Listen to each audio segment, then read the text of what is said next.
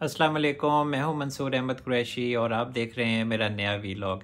मैंने अपने पिछले वीलॉग में भी बताया था कि इमरान खान साहब के लिए इस वक्त खासा मुश्किल वक्त है और इमरान खान साहब का मुस्तकबिल तारीख है। इमरान खान साहब को सियासत से दूर होना पड़ेगा और मेरा ये तज्ज़िया है कि रियासत में इस वक्त कहीं ना कहीं अंडरस्टैंडिंग मौजूद है कि इमरान खान साहब का सियासत में होना पाकिस्तान के लिए नुकसानदेह है। और इसी हवाले से अगर देखा जाए तो इमरान खान साहब की टांग में मसला पैदा हो गया है। इमरान खान साहब की टांग जो है उसमें स्वेलिंग हो गई है। इमरान खान साहब की टांग में जलन भी हो गई है। इसीलिए इमरान खान साहब शौकत खानम गए हैं, वहाँ से मेडिकल सर्टिफिकेट बनवाया है ताकि वो कोर्ट में दिखा सकें कि उनकी टांग को मसला हो गया है। मेरा ये तज्ज़िया कहता है कि आने वाले दिनों में इमरान खान साहब की गिरफ़्तारी हो सकती है और बिल्कुल मैं इस नतीजे पे पहुंच चुका हूं कि इमरान खान साहब के लिए ये जो हालात हैं ये खासे मुश्किल हो गए हैं और इमरान खान साहब को भिनक पड़ गई है कि इमरान खान साहब की गिरफ़्तारी हो सकती है। और इमरान खान साहब ने इसी वजह से ये बहाना बनाया है कि उनकी टांग में मसला है और वो चल नहीं सकते, टांग पर वज़न नहीं डाल सकते।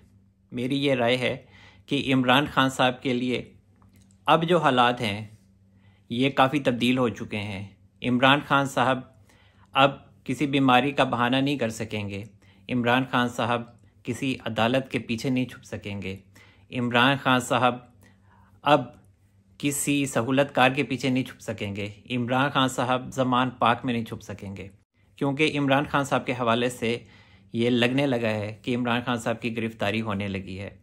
और दूसरी तरफ इमरान खान साहब के जो मुज़ाकरात थे हुकूमत के साथ वो भी नाकाम हो गए हैं। मुज़ाकरात तो कामयाब होने ही नहीं थे, वो भी मैंने आपको पहले ही बताया था। और हुकूमती कमेटी के साथ इमरान खान साहब ने जो कमेटी मुज़ाकरात के लिए भेजी थी वो 3 अफराद पर मुश्तमिल थी। अब आप अगर विजुअल्स देखें मुज़ाकरात के हवाले से तो एक तरफ हुकूमती कमेटी जो बनी है उसमें पूरी एक लाइन में लोग बैठे हुए हैं 10-12, और दूसरी तरफ बैठे हैं 3 इमरान खान साहब के नामजद करदा मुज़ाकरातकार, जिनमें फवाद चौधरी साहब, शाह महमूद कुरैशी साहब और बैरिस्टर अली ज़फ़र साहब।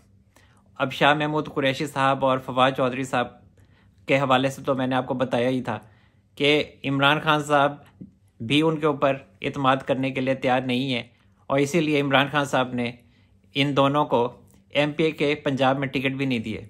इसी हवाले से मियां नवाज शरीफ साहब ने लंदन में एक अहम बयान दिया है। उनका कहना था कि इमरान खान चल सके या ना चल सके, मुल्क ज़रूर अब चलेगा इंशाल्लाह।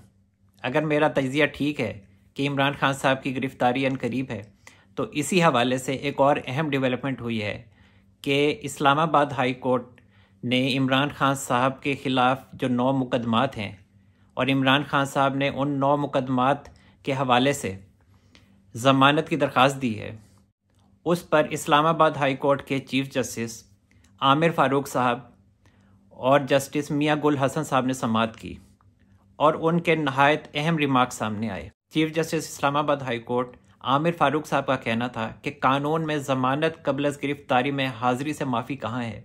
अगर इमरान खान 4 मई तक मतलब आज कोर्ट में हाजिर नहीं होते तो उनकी दरख्वास्त को खारिज कर दिया जाएगा। ये नहायत अहम रिमार्क्स हैं उसी कोर्ट से जहां इमरान खान साहब को पे दर पे ज़मानतें मिलती नहीं हैं। एक इस्लामाबाद हाई कोर्ट है और दूसरी लाहौर हाई कोर्ट है। जबकि साथी जज जस्टिस मियां गुल हसन साहब के भी नहायत अहम रिमार्क्स सामने आए। उनका कहना था कि इमरान खान साहब 4 पेशियों में हाजिर नहीं हुए। कभी वो टांग में दर्द का बहाना करते हैं और कभी वो थ्रेट का बहाना करते हैं कि उनकी जान को ख़तरा है।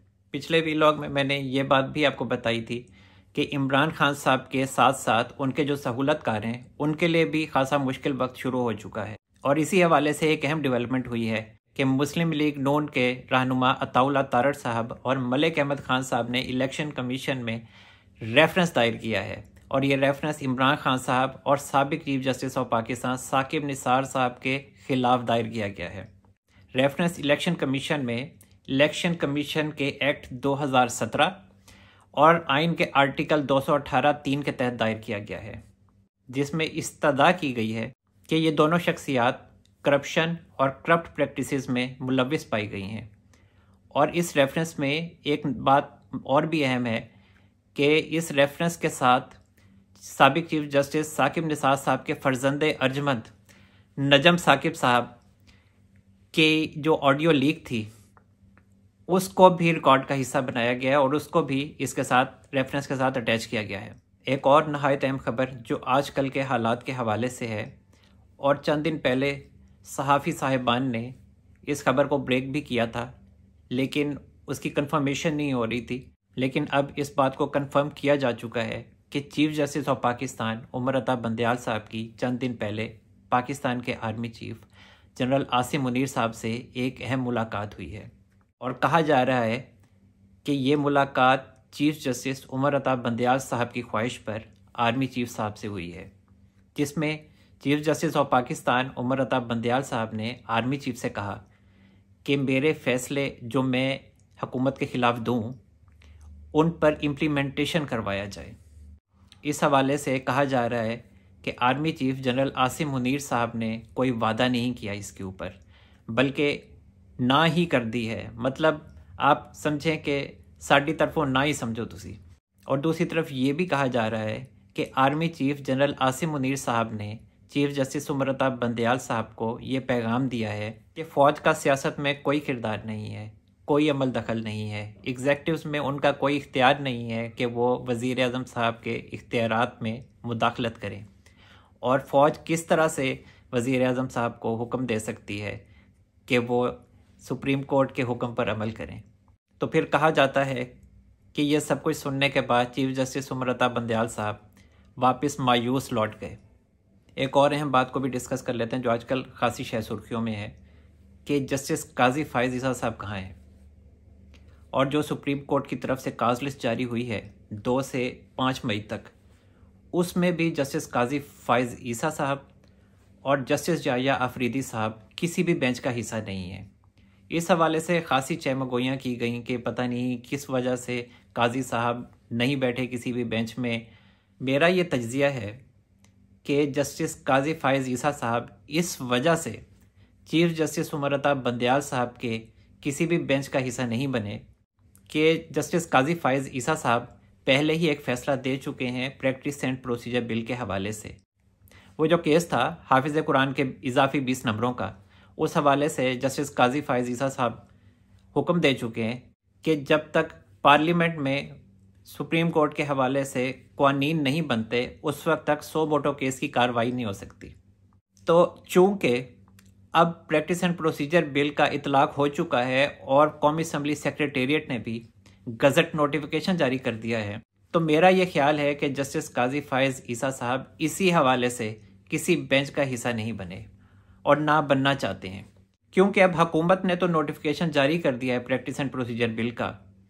अब ये तो चीफ जस्टिस साहब हैं जो इन कानून पर अमल दरामद नहीं करवा रहे, क्योंकि वो नहीं चाहते कि उनके होते हुए सुप्रीम कोर्ट में प्रैक्टिस एंड प्रोसीजर बिल का इतलाक हो। जबकि जस्टिस काजी फ़ाइज़ ईसा साहब के बारे में ये मशहूर है कि वो पार्लियामेंट को सुप्रीम समझते हैं, आइन को सुप्रीम समझते हैं और पार्लियामेंट के साथ खड़े हैं।